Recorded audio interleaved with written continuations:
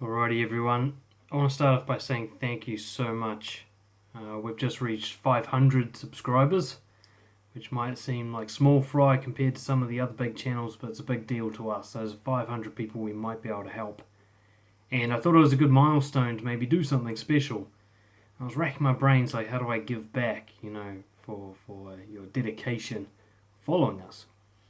And I've literally just made a quick list of 21 experiences that I could quickly recall that made a big difference to my self-confidence, my social confidence, my general quality of life improving.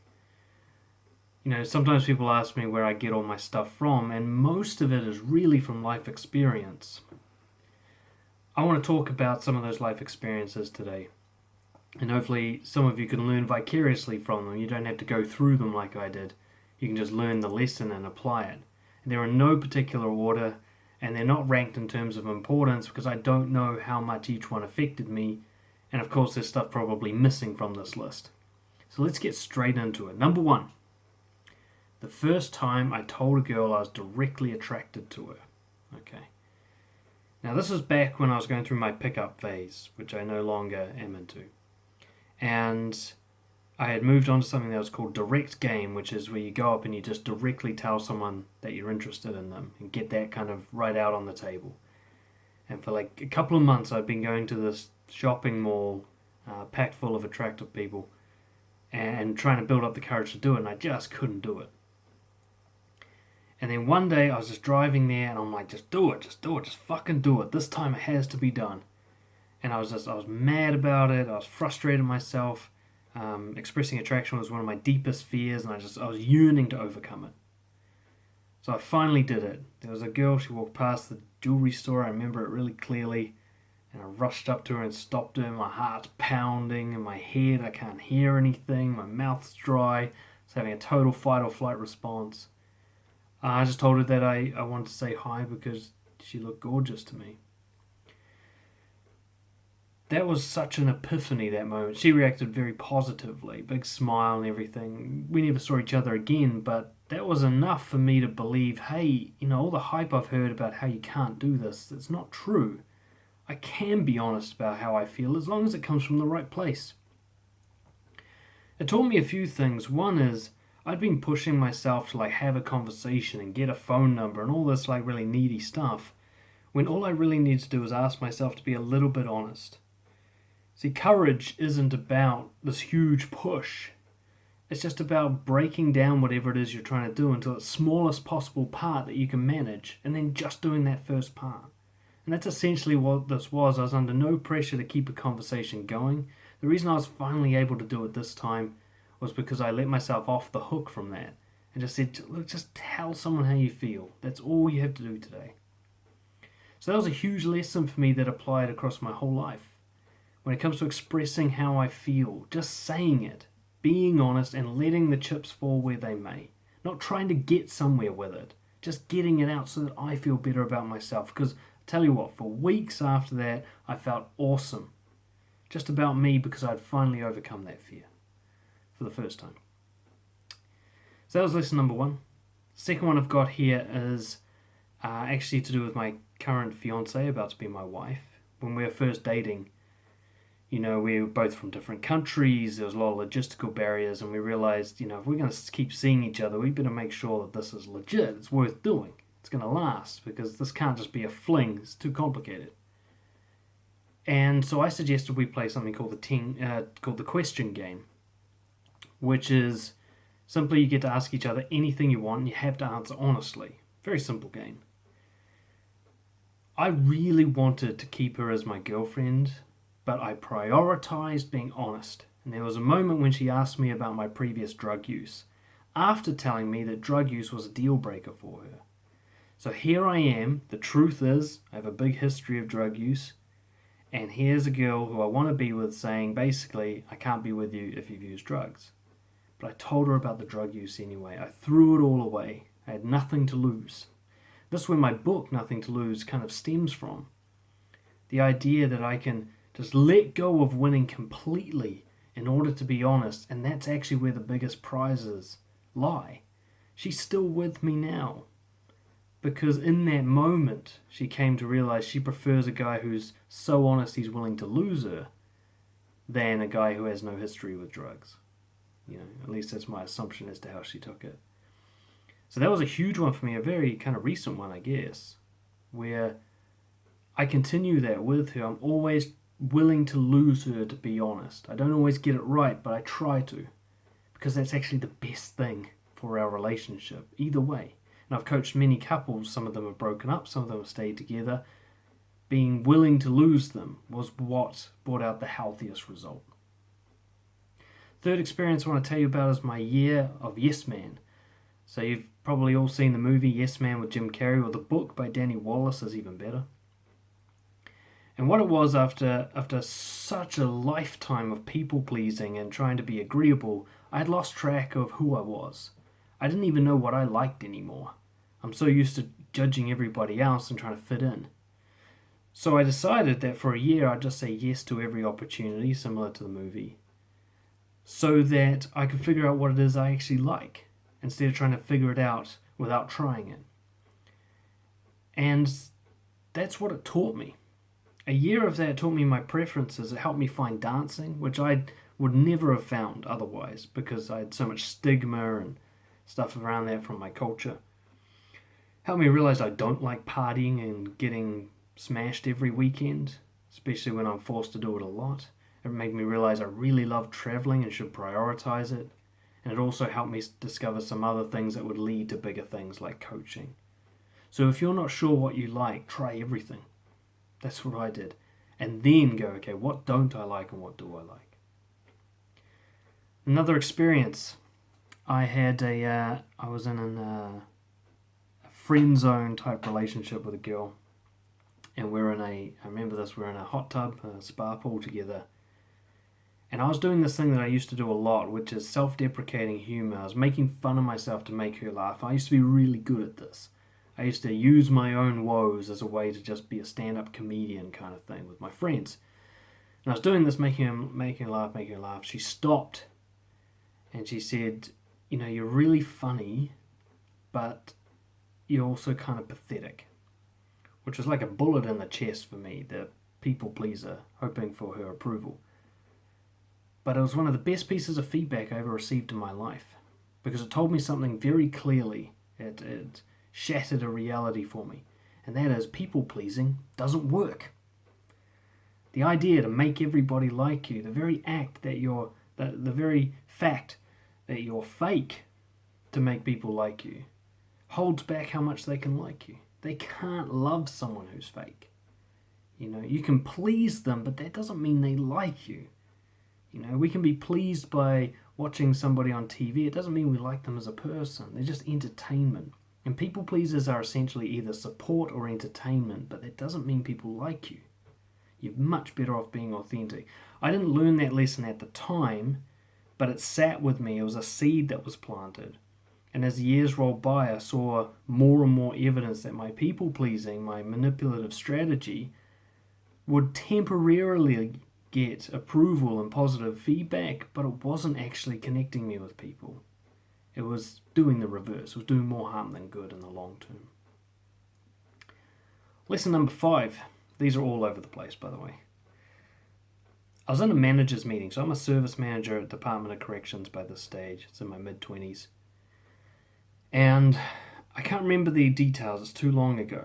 But basically I disagreed with everyone and kind of broke the rapport of the meeting. And kind of called us all out on some behaviours that just weren't good enough. And in doing so, I really rocked the boat and divided people. And a lot of people didn't like me after that. So I really kind of polarized my peers in this meeting. I remember it. I can't remember what I was talking about, but I remember the reaction. I saw eye rolling. I saw little whisperings of alliances being formed against me, which later proved out to be true. I kind of gave up the cohesion of the group and fitting in because I felt it integrity-wise. I just had to say this thing. Now, for a long time afterwards, I was really worried that I had kind of fucked up my career sort of thing, because all the people who are supposed to be my peers have now been turned against me. Long story short, it was leaked to me that the upper management had now marked me as a future leader because of that and some other incidents. So, ironically, in doing something where I was willing to lose my career in order to have integrity, I actually solidified my career. Now, if I had wanted to, I could be in the upper management of Department of Corrections now. I chose to leave, but it was made very clear to me that that kind of attitude, that integrity, that willing to lose approval in order to do what's right, was what the very higher-ups were looking for. And I found that to be true amongst many companies, at least the companies that you're going to enjoy working for. They want real, genuine leaders of integrity. And if you're in the bottom ranks, the only way you're going to show that is probably by losing the approval of your peers in certain moments when you break away from the group to stand up for what you believe in. You know, a lot of people try to fit in and play the political game to further their careers, and all that does is keep them plateaued because they're not different from anyone else. There's no reason to promote someone who's the same as anyone else. Number 6, starting my own business. What I realized, starting your own business is not easy, and it's certainly not better in any kind of generic way than being an employee. But it's about choices. Ultimately, starting my own business taught me that if you want this life that's perfectly suited to who you are, your preferences, your personality, your traits, you have to create it. And it's going to be this unique thing that doesn't follow any rules. Most people I look at are following the rules. They're either doing the grind hard and hustle hard to make money pattern, or they're doing the wife, 2.5 kids and a white picket fence pattern, or they're doing the party hard until you die pattern. They're following patterns that other people have taught them or role modeled, and yet they're not designing their own one, which nobody else has ever done before and has its own rules, which you're allowed to break, and so on and so forth. You know, in creating my own business, nobody does my business like I do it, and I don't do it like anyone else does it. I just do it my way that works for me, and my whole lifestyle around it is my way that works for me. I remember distinctly at one point in time being the only life coach who was salsa dancing and in a metal band all at the same time. I couldn't find anyone else. I did a Google search. I couldn't find anyone else in the world who had that combination going. Life coach, salsa dancer, metal musician. There's no template for that. I just had to make it up myself. You know, it's like designing a meal with whatever ingredients you want. You don't have to follow any rules on that. If you are following rules, almost certainly at some point you sacrificed who you are for that. Right? If you're following the path that other people lay out, then you're doing what's right for them, not what's right for you. Number 7. So I used to have this sort of sexual dysfunction where if I was really nervous in the bedroom, I'd get erectile dysfunction and other performance issues. And this was like my greatest shame for such a long time. It overshadowed my entire social life. It was always there, willing to, ready to kind of ruin a moment for me. And then I started being honest about it. At first, with the girls, when it would happen, I'd say, look, I've got this thing. I'm not going to pretend this is the first time it's ever happened. It actually happens all the time. It's like the bane of my existence. But hey, it's happening now. Do you want a massage or something? Because this isn't going anywhere else. That was a good start. And what took it even further was when we developed the Brojo community. And I started talking about this with other men. And just started making it normal. And started to realize as I talked to other men that, hey, I'm not a freak here. In fact, I'm part of the majority. Most guys have some version of this going on. Some sort of performance issue in the bedroom. Some sort of sexual shame. This taught me a couple of things. One is community is so important. Yeah, you can do it all on your own, but it won't be as good. Promise you that. Surrounding yourself with people like you who are working on the same stuff is so much better than doing it on your own. And being open and honest and shameless with those people is one of the key elements to building self-confidence. To become part of a tribe where everyone confirms that, hey, we're all just human beings. This is normal. So the main lesson was through the community and through being honest with these girls that shamelessness is the cure to insecurity. You don't have to fix these things about yourself. You just have to remove the wrongness that you've attached to it. And how do you do that? by sharing it as often as possible until it feels normal to talk about it. Try and whip through these. Number 8. A lifetime people pleaser. I stopped helping people for 3 weeks. It was part of an experiment I was doing about a book I'll talk about again later, where I realized that one of my most manipulative behaviors was to fix people, which is whenever somebody looked like they needed help, I dived in and kind of forced my help on them. And for a long time, I've been doing this sort of unconsciously, and I realized I don't know why I do this, and I'm not actually sure it's a healthy thing to do. So I'm just going to stop doing it. It was one of the hardest things I've ever done in my life because I had this compulsion to be helpful and nice all the time.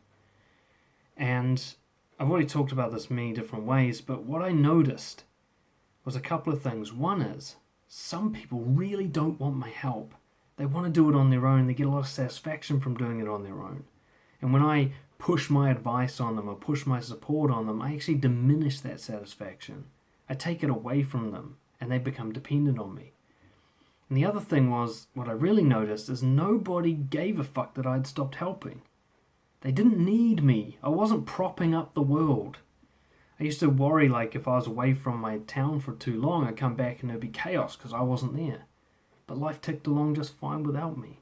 I had to get over my ego and realize people don't need me as much as I hope they do. Alright? But I need me, and I'm sacrificing me in order to help them with help they don't even ask for, that they don't even want. So when you notice yourself giving advice and somebody didn't ask for it, giving help and nobody requested it, ask yourself, why am I doing this? Who really benefits? So, what do we have next? Confronting criminal offenders. So one of the biggest development areas of my life was working with some of the most violent, scary psychopaths in New Zealand, possibly in the world. And I had to get into confrontations with them. Now, prior to this, I had a crippling phobia of confrontation. I could not stand up for myself if it was going to create an emotional conflict. Really, I'd just lose it. And then I got a job where I kind of had to do that all day long. And it taught me a lot of things. One of the main things it taught me is that confrontations are critical to building confidence. If you can't stand up for yourself, you will not be able to build confidence. Confidence is not built on agreeableness. Okay? A lot of it's actually built on your ability to disagree, to hold up, to resist. What I've also found is that truth is what really destroys a confrontation. And what I mean by that is, I don't need to win an argument. I just need to be honest as I possibly can. If they mock me, if they're smart and articulate, they argue against me, if they confuse me or manipulate me or any other thing, I don't actually have to do anything about that. As long as I was honest, I can sleep at night. And the point of confrontation is not to win. It's to destroy the shame that you feel with truthfulness. So that even if everyone hates you at the end of it, you know you stuck to your guns, you stuck for what you believe in. There's really no greater gift you can give yourself than that, in my opinion. Number 10, journaling. Journaling is one of those things that I beg people to do, and it's such a grind. It's like pulling teeth getting them to do it. But the problem is, people don't know what journaling is. Journaling is measuring yourself. If you're a scientist and you do an experiment, you're going to measure the results, are you not? You wouldn't just have a hypothesis, do an experiment, and then move on. You'd want to know what happened. And yet so few of us do this with our own lives. We have ideas about what we should do, we go do that stuff, and then we don't measure what happened. We don't learn anything from it. We repeat the mistakes over and over again.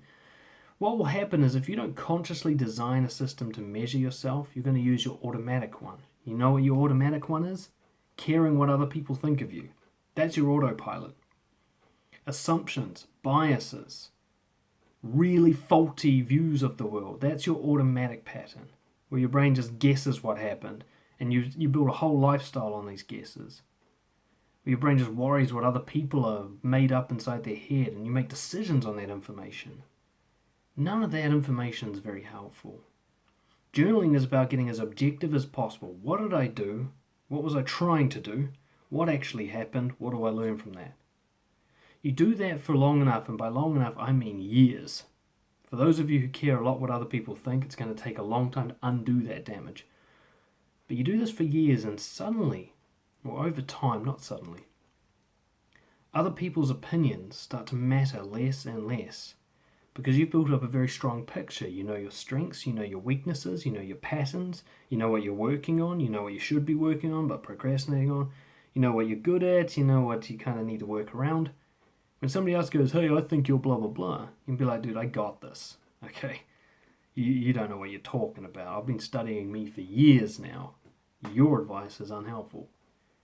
And you'll genuinely find other people's opinions to be of little worth. But if you don't measure yourself, your brain will prioritize those opinions, even the ones you've made up about them, that they haven't even told you, you just guessed based on some facial movement or some judgments you made about them. You want to become the person you want to be, you got to measure who you are every fucking day, or as close to that as possible, and adjust it accordingly. Number 11, burnout. I've had this about 2 or 3 times, but the first one was the worst, where I just completely burned out when I was working in corrections. I got to the point where I had to go see a counsellor, I had to take time off work. I'd get to work, sit down, look at a blank computer screen for like 20 minutes, be unable to make a decision. I was wiped, absolutely destroyed. And what I came to learn from this is a few things. First and foremost, I was not admitting to being emotionally affected. Being raised in New Zealand culture, I'd come to believe that like being unaffected, being staunch was a good thing to be. But there's no such thing as being unaffected. The brain's affected by every stimulus that it receives. But you can convince yourself that you're unaffected, and that's called numbing. So what had happened is I've been making myself numb for a long time, but all the reactions were happening. I just wasn't admitting them to myself. Long story short, eventually I crashed. I was having nightmares all the time. I couldn't think. I was stressed to fuck. I was overeating and binging in all sorts of ways. All that repressed emotion was bubbling and boiling out of me and wrecking my life. No matter how confident you are, or how confident you think you are, or how unaffected you think you are, it's bullshit. You're affected by everything. And if you don't deal with it, express it as it happens, work through it, accept that you can be affected, it's going to crush you eventually. What I also learned is that confidence is balance. Confident people balance their life. When they get stressed, they back off and do something else. Those people who hustle and grind and pressure, they're insecure. That's an obsession driving them. That's not passion.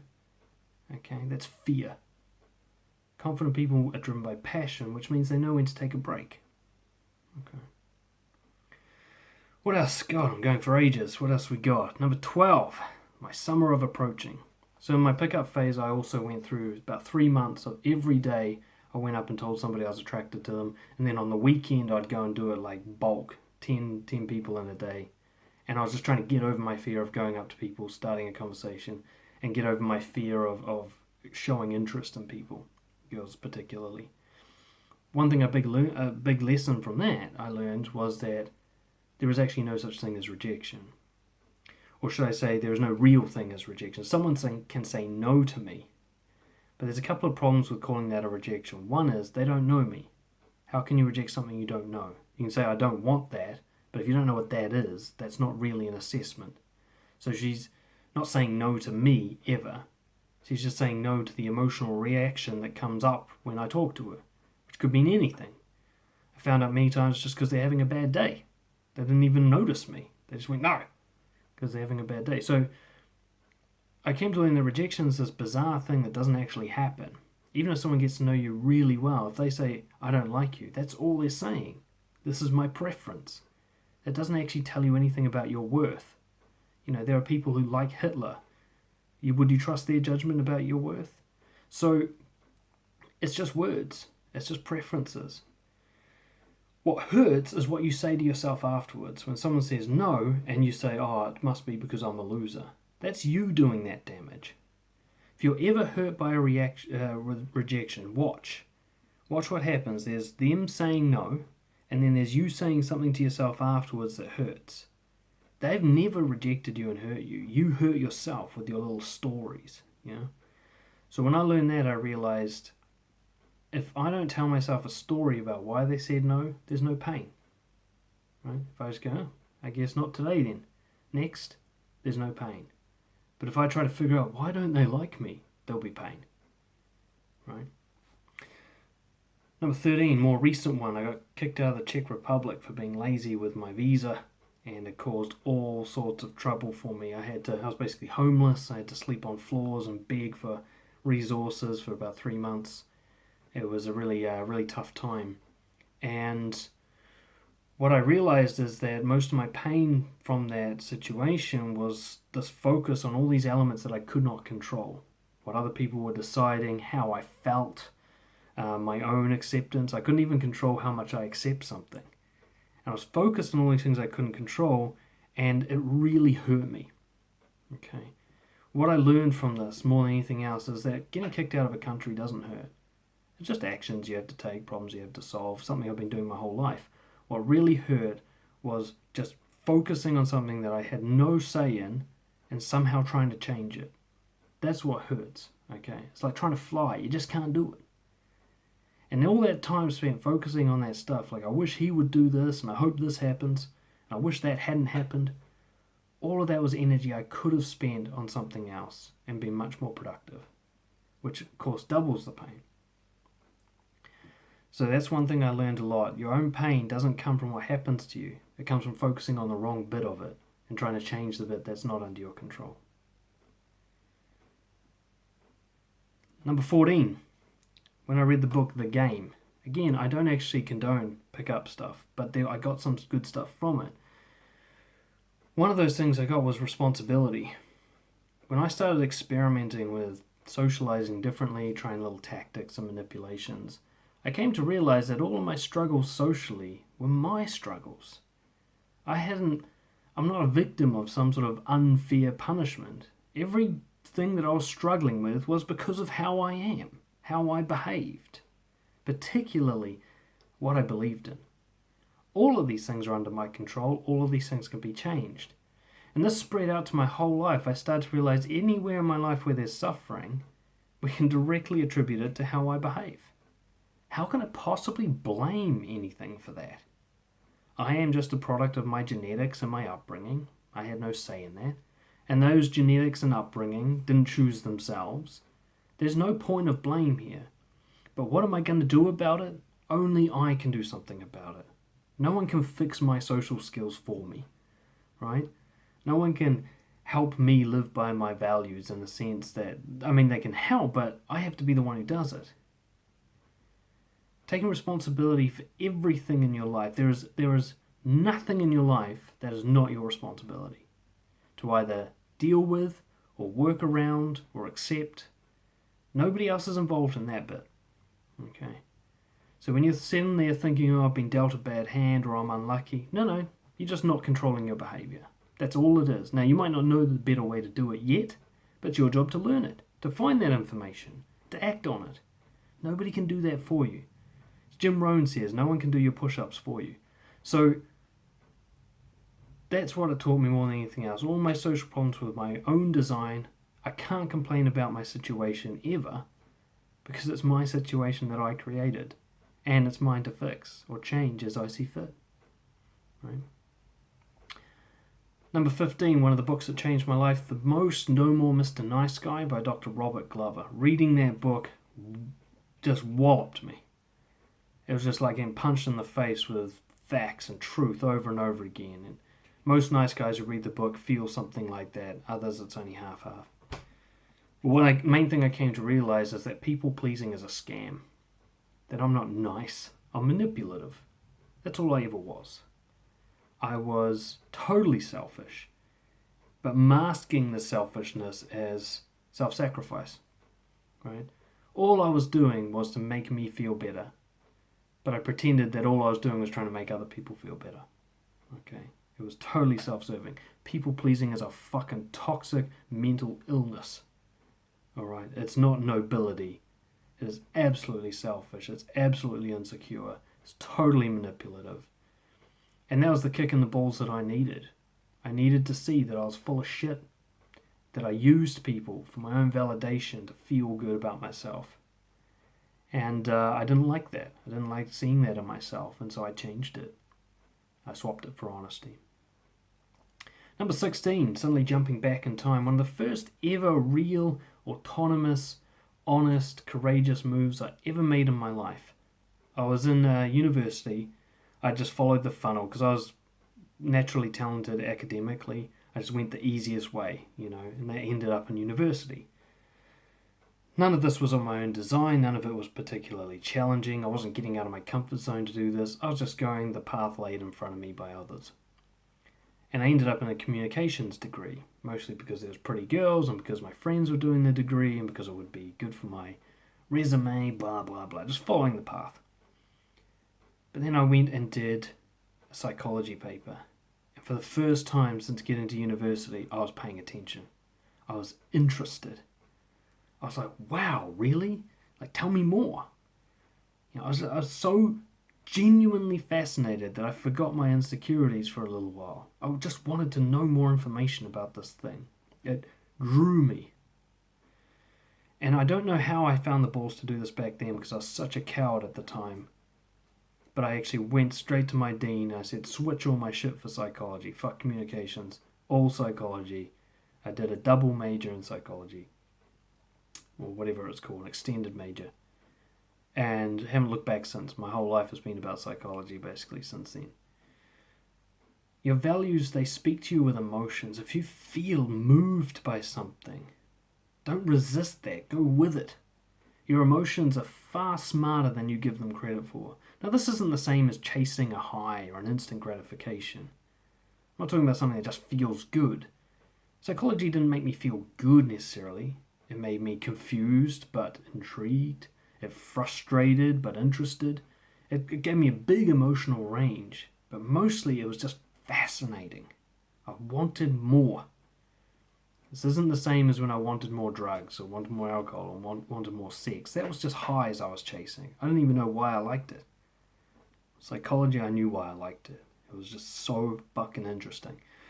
When you find something like that, run towards it. Okay? All those fears in your head that say, oh, it's not appropriate right now, and well, you'll disappoint your parents. Fuck them. Let them be disappointed. Let it be inappropriate. Let everyone judge you and hate you. Just fucking go for it. You will live a life of pure regret if you don't. Where are we up to? Number 17. Almost done. Camp America. So this is going back a little while now.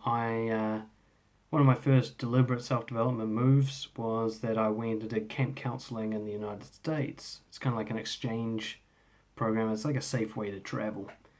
So they bring in foreigners I was teaching guitar and helping with some rock climbing and stuff like that. But what was interesting at this camp